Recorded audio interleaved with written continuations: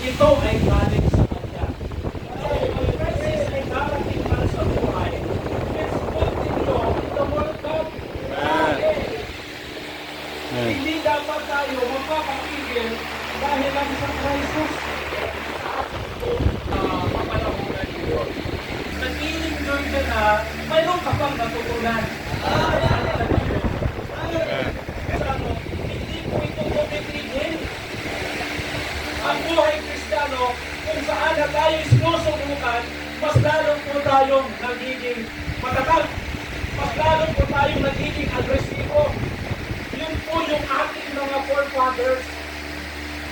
Kahit kamatayan, okay sa kanila. Dahil mga kapatid, kung ang Kristiyano na naglilingkod sa Diyos, kung siya man ay mamamatay, yan po ay tagumpay natin. Dahil sabi ng Bible, for to live is Christ, and to die is gain. Alam mo kung bakit sinasabi ko na dapat magpapatuloy po tayo? Dahil mayroon po tayong Biblia na ating pong hinahawakan. From Genesis to Revelation, every word of God is true. There are thousands of promises in the Bible. At kailanman, ito lahat ay magiging totoo. Alam mo kung bakit may mga crisis pong hinaharap? Mayroon pong mga earthquakes, mayroon pong gera. Lahat yan ay nasa Biblia. Dapat alam po natin yan kung sa Diyos. Okay? Nandiyan pa ba tayo? Amen? Amen. Oh. Continue thou in the things that thou must learn as you know. Knowing of whom thou must learn them. Lalayo ka pa na mayroon ka ng natutunang katotohanan. Lalayo ka pa na nandito ka natuto na umayos ang buhay o mag-ayos ng tamang pag-aayos bilang ikaw ay isang babae o gano'n din bilang isang lalaki. The sincere milk of the word so that ye may grow thereby. In Acts chapter 2 verse 41 and 44. Then they gladly received his word, were baptized. And the same day, they were added unto them about 3,000 souls. And they continued steadfastly in the apostles' doctrine. Ano ka ba? So hindi daw kaluluwa.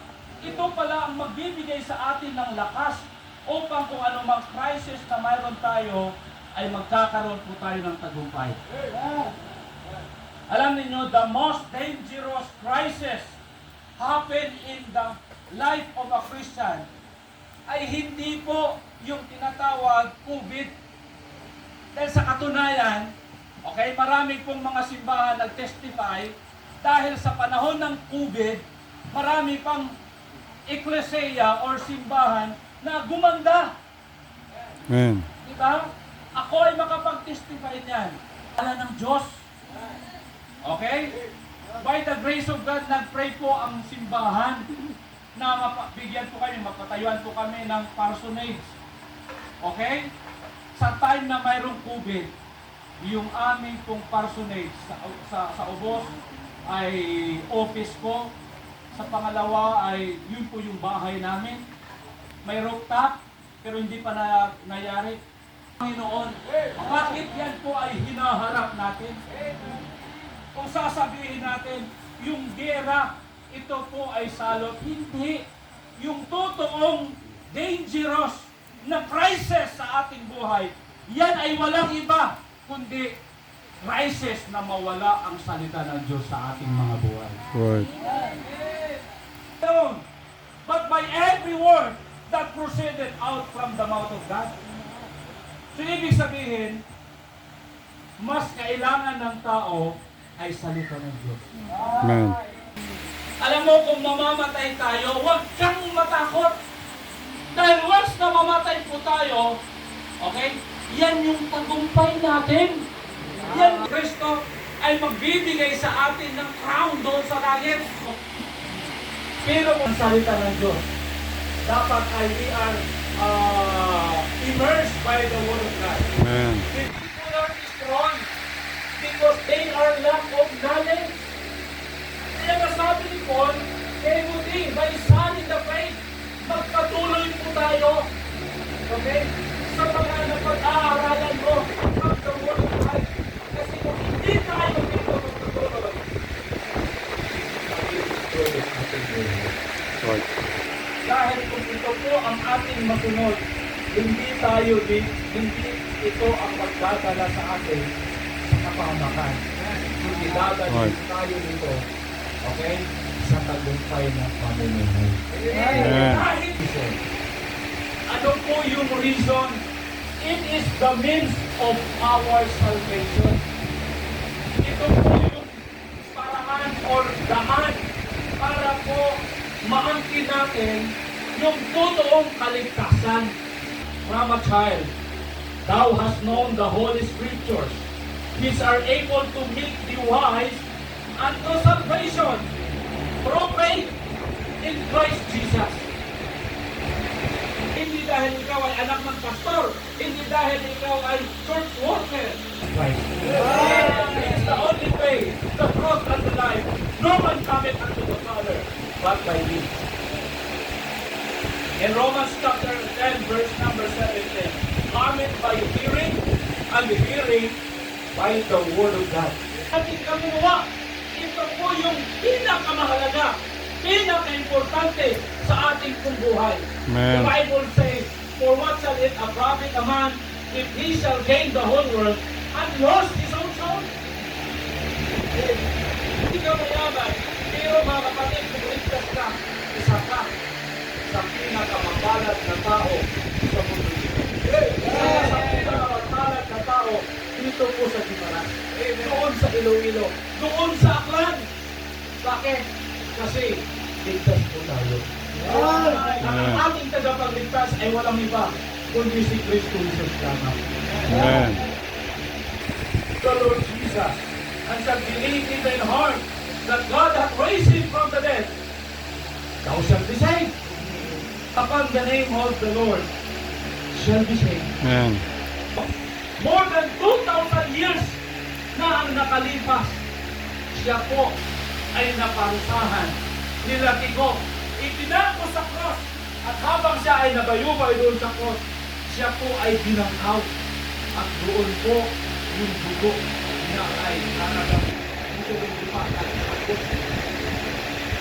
Nangyari yan, hindi dahil sa kanya, nangyari yan dahil sa kasalanan mo. Dahil sa kasalanan mo. Maniwalaan mo at ikaw ay maliligtas. Amen. Bago, kung si Jesus Christ ay wala sa puso mo, it is hard to change our life, our character, kung wala sa Jesus. Right.